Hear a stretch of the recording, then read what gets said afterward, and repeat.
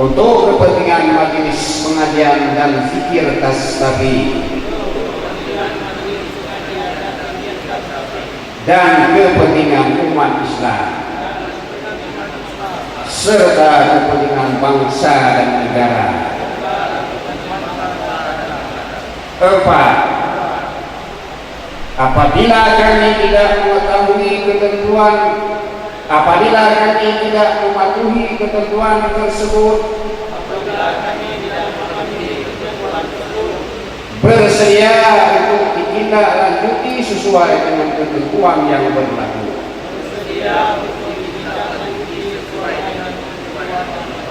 La haula wala quwwata illa billahil aliyyil azim.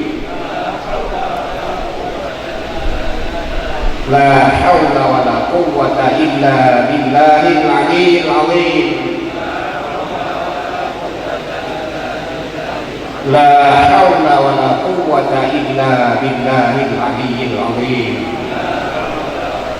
Pada malam hari ini, Senin tanggal 17 Muharram 1438 Hijriah, bertepatan dengan tanggal 17 Oktober 2016 Miladiah, pukul 21:22 waktu Indonesia bahagian Barat, bertempat di gedung ID Sport Center Kabupaten Aceh Timur.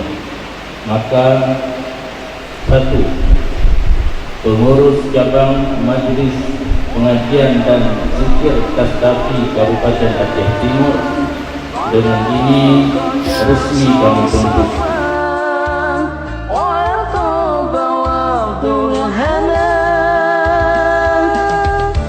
الذي باللقاء قد فزل مرتقى طه الذي باللقاء قد فزل مرتقى قد فزل مرتقى قد فزل مرتقى